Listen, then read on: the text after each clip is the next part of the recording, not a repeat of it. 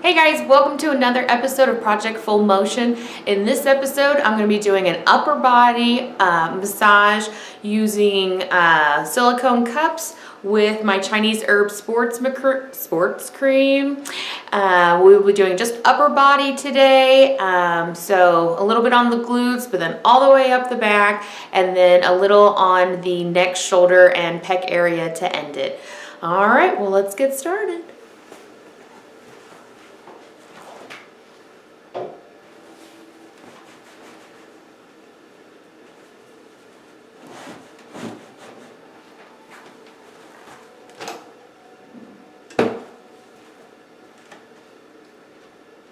Always like to start my sessions off with a hot towel just to wipe off any debris the person may have on their body, as well as to warm my hands up to their temperature so the first touch is equal temperature so that you don't make your client uncomfortable.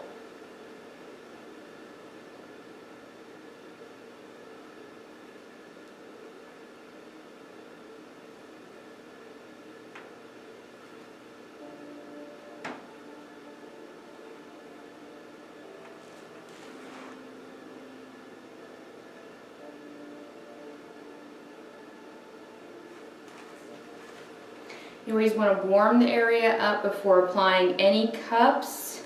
It's just kind of waking the muscles up. Got a little pop out of her right there. Just want to wake the muscles up, kind of let them know I'm about ready to get in there and start working. Just kind of help get the blood flowing. And she's really tight.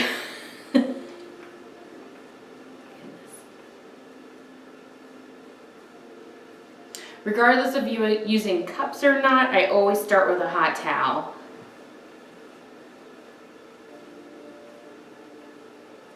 Now, my client also is a massage therapist, so she does a tremendous amount of upper body work all day long. And you can feel it a little more on her left side than her right at the moment. Maybe some repetitive motions going on, sleeping patterns, or all of the above. All right, the towel's gotten kind of cool, so it's ready to take it off. Now, when doing a sports massage, like I said, I like to use the Chinese herbal sports oil, especially if I'm going to be doing some cupping, because it helps decrease the amount of cup kisses that they're going to leave, and it leaves a little warm sensation on the body. And it smells nice. This oil is best used for a more vigorous massage than a slower Swedish massage. So I don't use this one on every session. You don't need a lot, but I do need just a little more.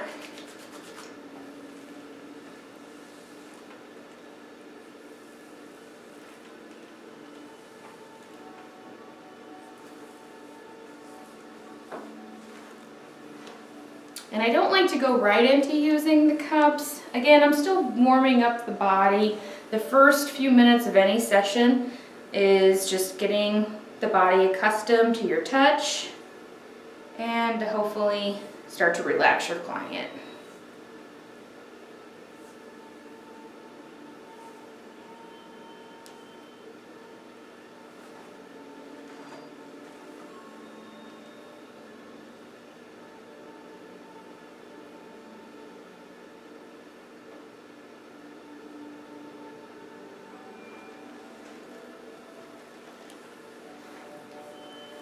So some of the benefits of using cups, I've actually never worked on this person before, so I'm not sure what kind of pressure that she cares for. Probably should have asked that before I started the video. What kind of pressure do you like? I usually that medium. Medium. So I do a firmer pressure typically. That's just my natural go-to. Is a firmer sports deep tissue. So she actually would be great for the cups because her upper body indicates she needs some deeper work, but her threshold may not allow for that deeper pressure. So by using the cups instead of my elbow or forearm, which is what I traditionally would do, by placing the cups on those trigger point areas, it will allow for deep tissue work to be done without the pressure associated with it, so it's more enjoyable for her, and she'll get some circulation and some relief in that area.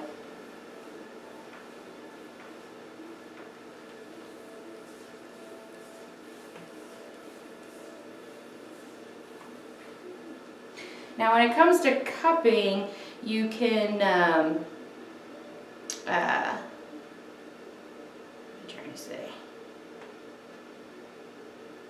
You can leave a cup on a spot for a period of time, or you can move the cups in a nice slow rhythmic motion, doing some nice gliding strokes. I will do a variety of both in any given session.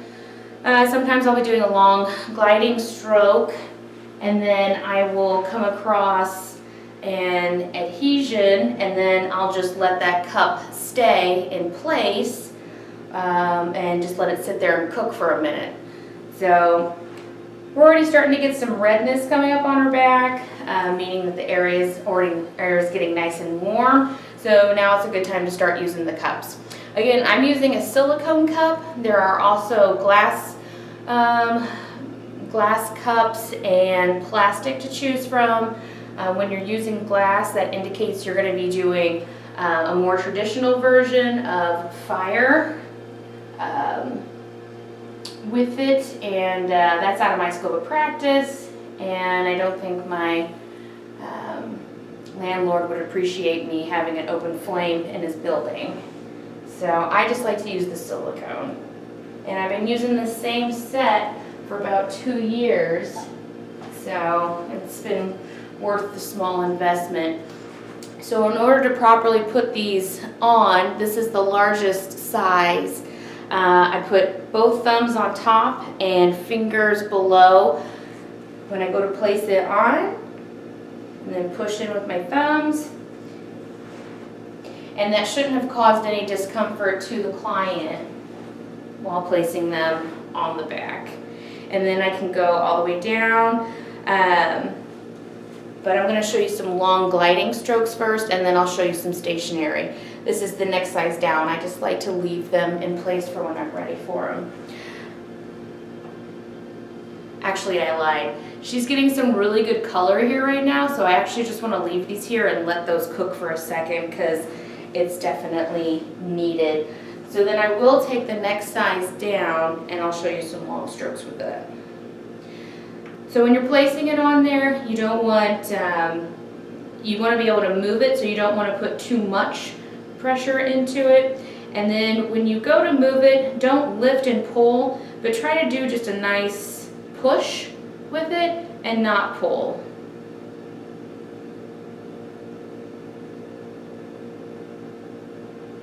And you can go up and down right next to the spine. These are so light and airy, you can go directly over the spine as well, which normally would be a contraindication for massage therapists to work directly on the spine. But since this is pulling up and away and not pushing down on it, you actually can go directly on the spine, which is pretty enjoyable for the clients, help increasing some space in between those vertebrae, allowing fresh blood and lymph to flow through the area. It can actually relieve quite a bit of tension that your client may be experiencing. So in addition to just going up and down, what I'm also doing is doing small circular motions, and I'm going at a relatively slow pace. You don't want to go too fast with the cups. You tend to lose control with them, and then they have a likelihood of popping off. So you want to do it at just a nice moderate pressure. And what's nice about these two is that you can move back and forth between having the cup, doing some cupping, and then going back to just traditional, utilizing your hands for the session. And it's kind of like having another set of hands doing some work in an area. Okay, so right when I tried to bring this cup back up, it got stuck right here on the QL, really close to the spine. That's generally an indication that she's got a little tension right there. So now I'm actually going to leave that cup in place for just a moment. And then I'll come to the other side and do what I've done on the other. Also, what I like to do is I have oil on my hand. I like to take that over the cup real quick just to get a little oil before I get started on, or before I place it on the skin. Again, I push the 2 thumbs down, and I had a little finger underneath to keep it open to allow the oxygen to leave the space.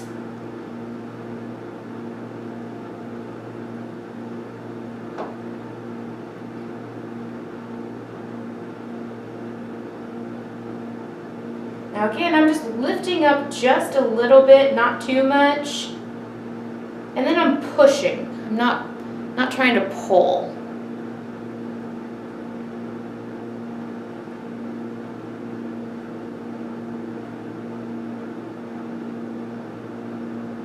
Now I know this particular client has been doing a lot of work lately, so she has a lot of tension built up, and it's showing because in just a few passes up the spine, she's showing a tremendous amount of red, which is a pretty good indication that she's a hot mess.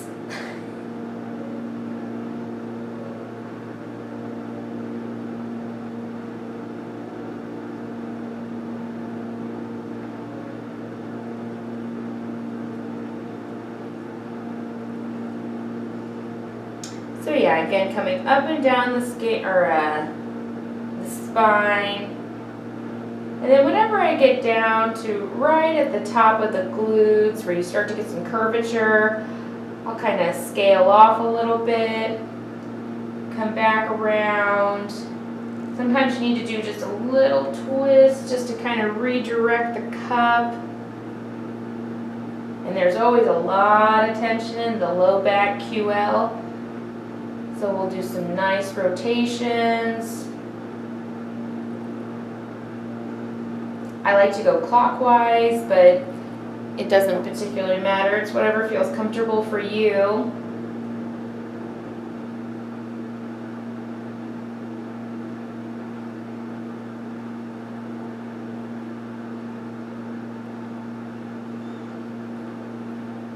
And I'm not sure how this is going to turn out on video. Her skin's really getting a nice pink, which is good. That's what we're going for.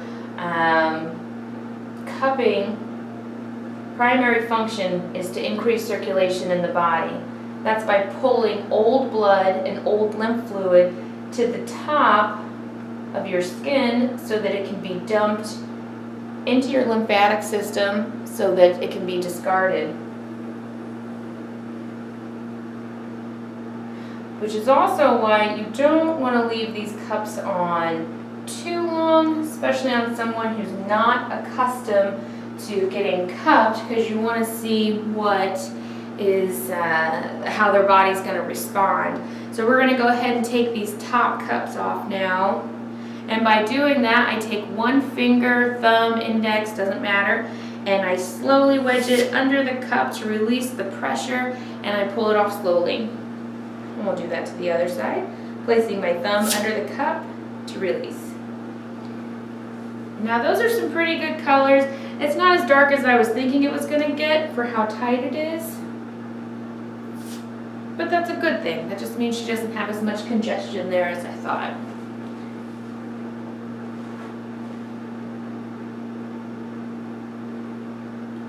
Although on the low back cup that I left on that spot where it became stuck, definitely I was listening to the area because it is quite colored, a darker color. And with a color like that, it'll likely last for several days. Which it is not a bruise. A cup kiss is just old blood and old lymph being brought to the surface so that it can be discarded. A bruise is broken blood vessels on top of the skin. I did not break any blood vessels. I only brought old ones that were ready to be released. I was just helping them out by bringing them to the surface so that your body can naturally discard them.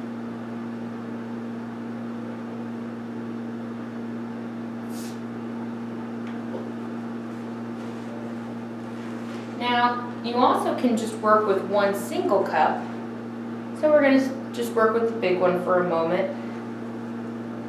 And on this one, I like to take both my hands and wrap it around the cup so that I have more control over it. And again, with this cup, I'm not pushing down on it because you're trying to lift the skin, so you don't want to push down.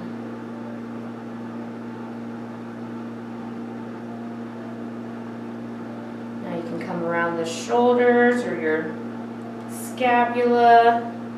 That's always a huge trouble spot on just about everybody. We're always stressed, we're always overworked. Everybody's rotating their shoulders forward constantly on the computer and their phones. Those muscles don't even know how to relax because they spend all day being abused. So it's a good idea to spend a lot of time hitting all the areas around the scapula and the tops of the shoulder. So now this area is all nice and pink. Again, you don't want to be too aggressive with the first applications of cups to your client. So you just want to be on the side of caution when working with cups. And so now what I'm doing with this is, you've just brought all this toxins and old blood and old lymph to the surface. So you don't want to just let it sit there. You want to help it move along to go where it needs to dump and get out of your body. So a good way to do that is we just lightly pull it all up, and then we're just going to push it down, kind of curve around the top of the glute, and then push down towards the pelvis where there's a nice dumping spot, large cluster of lymph nodes on the front of your hips, or your pelvis, I'm sorry. So we're just pushing all that along, just helping all that bad, gunky stuff get out of the body. Now, if you do a full body cupping session on a client who's not accustomed to body work at all, and you go full throttle, pull out all the stops, deep tissue, cupping, there's a very good chance you're going to overwork that client. And afterwards, could even happen during the session, your client may start to feel a little nauseous. They might start to develop a headache. They can become dizzy. And the reason for that is because you're trying to do too much at once. You know, everybody wants results in one session, but it just doesn't work that way. There's not an easy button for this. You know, your body is layers upon layers of, of work that you need to get through. All right, she's really locked here. I was going to try and bring it back up and around, but this cup does not want to move from this spot. So it's a little below where I left the last one on this spot. So I'm going to go ahead and leave that there. Once you've left a cup on a spot for a period of time, if you come back over it real quickly is fine, but don't park another cup on that exact same spot because you've already brought up that blood and lymph. So you don't want to overdo it on that. But I'm actually, it looks like I may be right on it, but I'm actually just beyond it. So when I take that cup off, you'll see 2 cup marks very close to one another. So I'll just go ahead and get another cup. Now the reason this side of her hip might be a little more tight than the other, maybe she sleeps on her side, maybe because she's a massage therapist, maybe she tends to favor this side over the other when she's in her, squat position while massaging. There's there's 100 reasons why any one side hurts more than the other, and clients will often ask, why does this side hurt over that side? And I mean, it's kind of a guessing game because there can be so many different reasons why.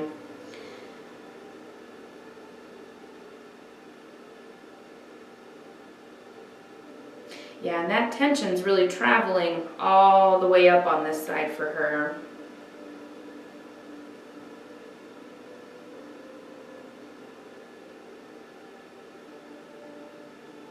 Now, why I choose silicone cups versus what you might be more accustomed to seeing is the plastic cups that have the gun with it.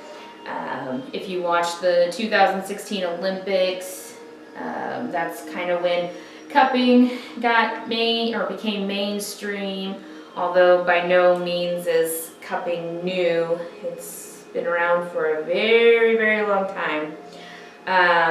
But for what you're accustomed to seeing is the cups with a small gun. Now, I don't dislike that product, but I like the silicone cups because I can move these around the body so much easier, and I can glide over bony landmarks without the fear of the cup losing its grip and popping off the client.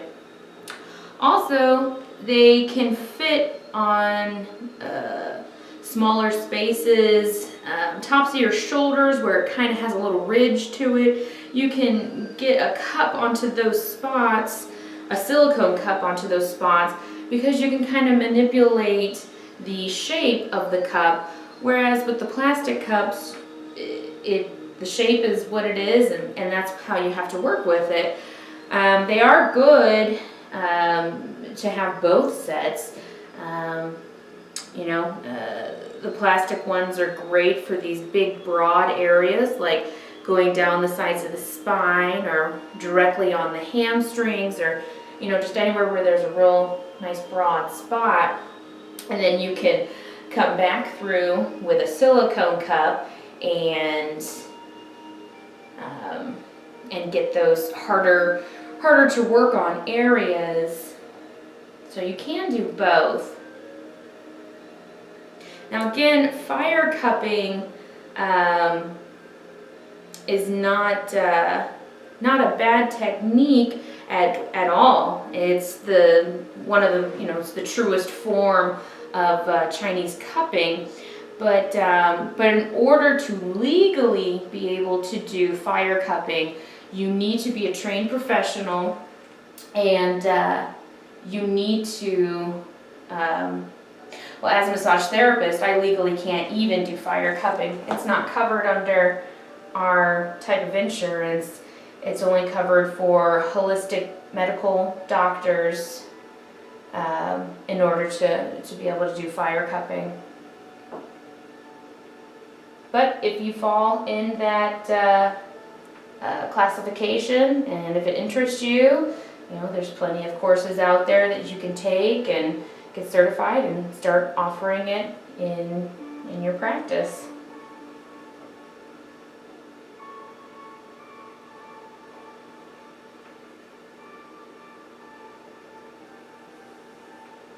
It's a little bit.